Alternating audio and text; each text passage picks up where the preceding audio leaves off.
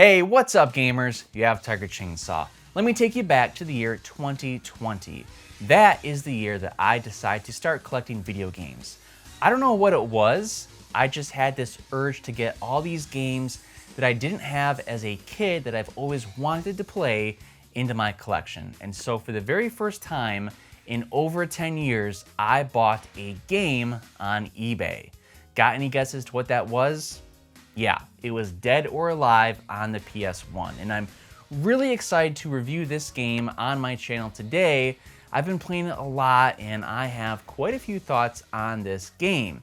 And so I always think of Dead or Alive as kind of the reason how all of this happened. So I have that game to thank, and I'm going to be reviewing that today. Now, if you are a first-time viewer on my channel, or if you just haven't yet, go ahead and hit that sub button because I've got tons of reviews on this channel ranging from the 80s, the 90s, the 2000s, all the way up to the PS5 and the Switch.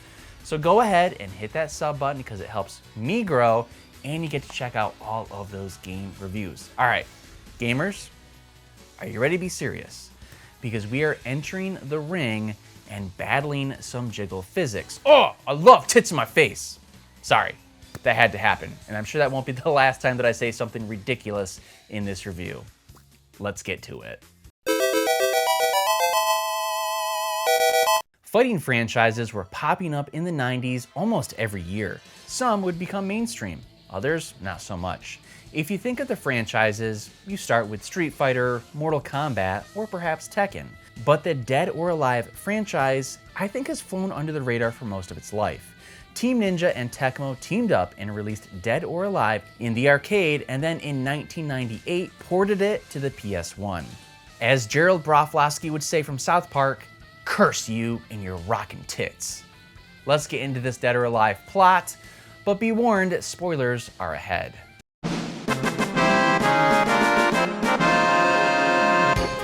Whoa, whoa, whoa. Did you guys think that I was gonna start this plot off without complaining about something?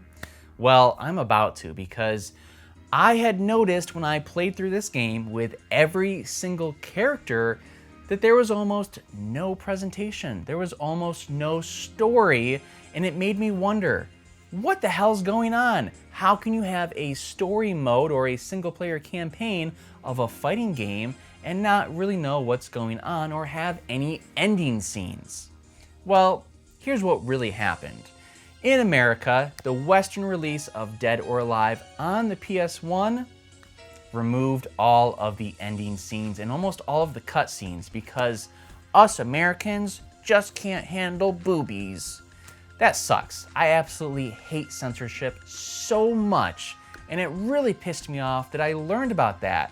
But I will say that if you have the Sega Saturn version of Dead or Alive, those cutscenes are still in place. And then later in the series, when the original Dead or Alive was released multiple times or re-released, it included all of the cutscenes. But the PS1 version doesn't have it. So, to rebel, I've downloaded the Japanese PS1 cutscenes because those still kept them in, and I'm going to be showcasing the cutscenes as I talk about each character. So, fuck you, censorship. Dead or Alive is a tournament held annually by the founder, Fame Douglas. This tournament offers fighters from around the world to fight the best of the best in mixed martial arts. The champion receives a large sum of cash. Now, the story for DOA is simple, but each fighter has a reason for entering the tournament. Let's take a look at the rosters for the first game in DOA. These bios are going to be coming straight from the manual. First up is Kasumi. Kasumi's brother Hayate was next in line to succeed as the 18th master of the Mugen Tenjin Academy. Sorry, white person, I don't know how to say a lot of Japanese words. I don't mean to be offensive, I truly don't. I just don't know how to say all of these words. Until one fateful day when an assassin attacked and crippled him. Her father, Shinden, was left bitter and refuses to mention the details surrounding the attack. Kasumi wants revenge, and she's determined to succeed as the 18th master of the school. Kasumi is the main protagonist in the first game, and it actually turns out that she wins the tournament. She fights an evil ninja named Raidu in the championship, who was the man to cripple her brother. It turns out that Raidu was exiled from Kasumi's clan. Oh, sorry, I'll get back to the plot. Jan Li's parents escaped from China's regime when the boy was a child, then left him an orphan alone to fend for himself. He threw himself into the study of Jeet Kune Do soon after. At first, he fought to replace what he had lost when his parents died, but eventually, Jan fought for the sake of fighting. Li Fang is an impulsive yet determined prodigy of Tai Kyoku Ken. This manual is killing me with these martial arts. Don't let her sweet smile fool you. She may look like an angel, but she's got a devilish determination to prove herself. You better keep your eyes on her at all times. Her confidence has been shaken just once. Several years ago, Li was challenged by a gang of street fighters. She was prepared to take them on single-handedly, but a boy named G, wearing a dragon emblem, suddenly jumped to her rescue. If there's one thing Li hates, it's someone assuming that she can't handle things on her own. The incident left her determined to find a way to defeat G and anyone standing in her way. Spoiler, G does not appear in the tournament, and neither do bras. Bayman. As a child, Bayman witnessed the assassination of his parents, carried out under the martial order. He was later trained by the Russian military in commando-style fighting and served as a special agent for years, until the day he made one fatal mistake involving the Kremlin's favorite daughter. He was banished from the special forces forever and exiled to Brighton Beach, New York. He now works as a professional assassin. Bayman is posing as a participant of the DOA tournament, but his true assignment is to find and exterminate Fame Douglas, the notorious leader of the DOA tournament. Tina has been a pro wrestler since high school and has worked her way up to become one of Dead or Alive's most feared lethal competitors. Tina's father, trainer, and chief supporter, Bass Armstrong, also joins the tournament this year. Tina almost threw in the gloves last year until her father stepped in again and convinced her to take on the world. Bass thinks that Tina is in it for the glory of winning the DOA championship, but her real aim is to be discovered in Hollywood. Ryu Hayabusa. A dark figure approaches and hands Ryu a piece of paper stained with something red. Then without a word, the figure slips away. Welcome to Dead or Alive, from Fame Douglas. Ryu bears the name Hayabusa, an honor bestowed upon only the most distinguished of ninjas coming from the Hayabusa school. His life has been a continuous fight until he met his love, Aileen, and found satisfaction in her pussy. In peace. But his thirst for challenge returned when he learned that his best friend's sister, Kasumi, had disappeared. The invitation in his hand beckoned and winked like an old lover. Another seduction from the dark. Once again, Ryu becomes the shadow of darkness. So for Zach's character bio, they just have an interview. I don't know, it's weird. Reporter. We're here with Mr. Zach, who is about to participate in the DOA championship. Mr. Zach? Yo, where's the camera? Are you sure you got my best side? Oh, Mr. Zach, it's a little too close to the camera. Great, so I understand that you study the ancient martial art Mutaya. Hey man, sorry, you know what I mean? Gotta go, thanks for the support. It's gonna be a cool night, the prize is mine. Sir, Sorry man, be cool, this tournament rocks. Genfu left his native China in 1976. He barely made his escape before his cohorts were caught and imprisoned under the name of the Gang of Four. No one knows the real reason that Genfu recently came out of retirement. No one would guess about the dream that haunts Genfu nightly. Only his closest enemies suspect that something profound must have caused the old man to come out of retirement. Could it have anything to do with the tragedy surrounding his granddaughter, Mei Ling? Genfu may appear to be just a feeble shop owner, but this master of Shin-Ai Rokugo Ken is no one to patronize. He never misses an opportunity to test his lethal skills. Jesus, thank God. That is it for the fighters that are officially in the manual, but there are some other ones that you can play as or unlock. So for instance, you have Tina's father, Bass Armstrong, Kasumi's half-sister, Ayani, and you can also unlock Raidu.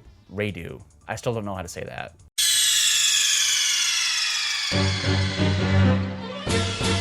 Where to begin on the very obvious and large element in the game that stood out to me right from the start. As I record this video, it's tough for me to do it all with a straight face because of the bouncing images in my head. Because the first thing you'll notice if you fight as a female character or fight one of them is how excessive their boobs bounce. Look at those fat cannons. It is hilarious, and I couldn't believe it when I first started to play it. After beating the game with each character, I still couldn't get over their jiggling jugs. It was so over the top, but I got a laugh out of it. Dead or Alive is definitely known to sexualize their female characters, and right from the start, they cranked up the boobage to a 10. Now, if you are the type to get easily offended, there's an option to turn off the boob bouncing.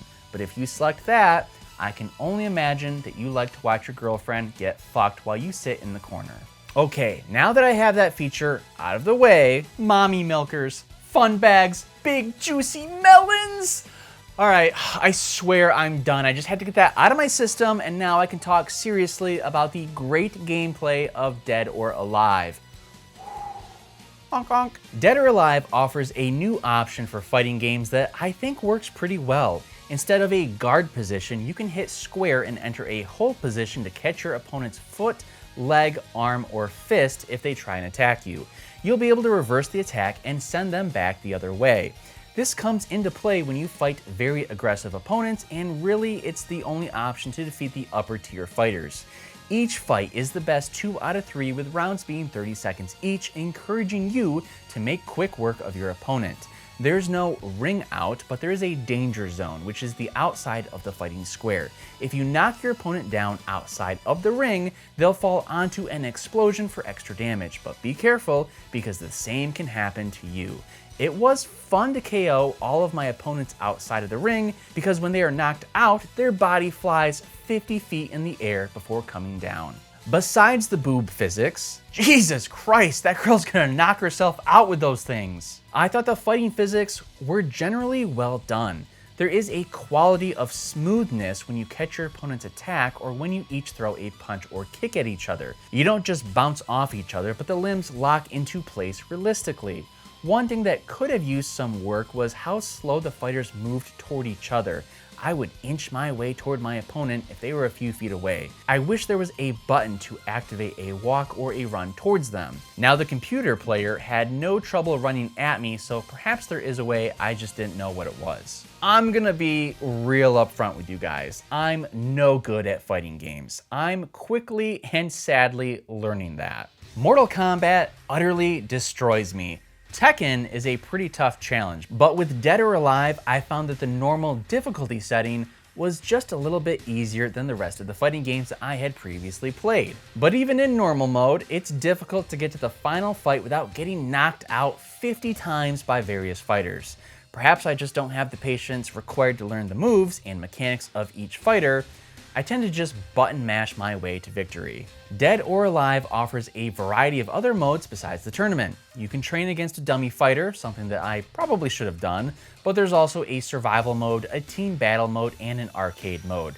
It's nice to see fighting games include all the extras like this. And speaking of extras, Dead or Alive is all about extra outfits. You can unlock outfits for each fighter, and some of them have up to 5 different outfits to wear. Most of the girls have some type of slutty wear for your viewing pleasure. I didn't have the patience to unlock everything. Now, I harped on this at the beginning, but I liked the backstory for all the characters, but you know what really blew? No cutscenes. Even when you beat the game, there's no character story arc ending. It just shows a brief lame photo of the character, and that's it. If you don't read the manual, you have no idea who these characters are or why they are fighting each other. If I had to pick my favorite fighter, it would be Li Fang. She had dope kicks, and I used her flexibility and quickness as my strength. I feel like she controlled better than the other fighters, and she was much less stiff. But I got stiff. Okay, I swear to God, I'm done. Let's go to the review score.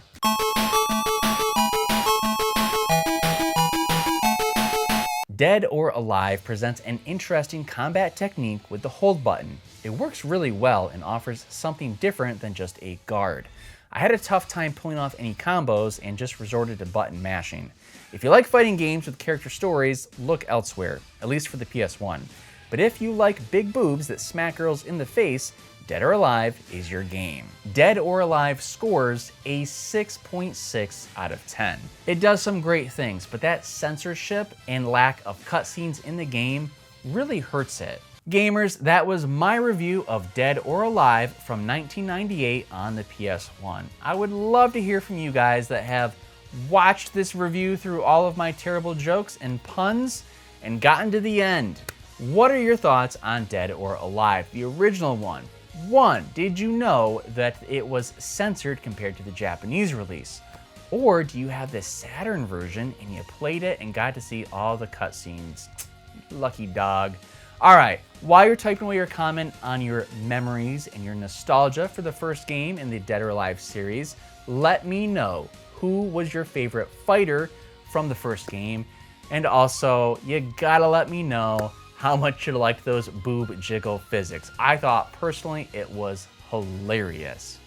All right, if you haven't yet, go ahead and hit that sub button because I've got tons of video game reviews on this channel ranging from the 80s, the 90s, the 2000s, all the way up to the PS5. But coming up next is gonna be a game from 1986. This is a shoot 'em up on the Master System. It is Astro Warrior, and I've got a ton of great memories playing it. So that's going to be the review that's coming up next. Gamers, thanks for watching, and make sure you play a video game today. Oh, I love tits!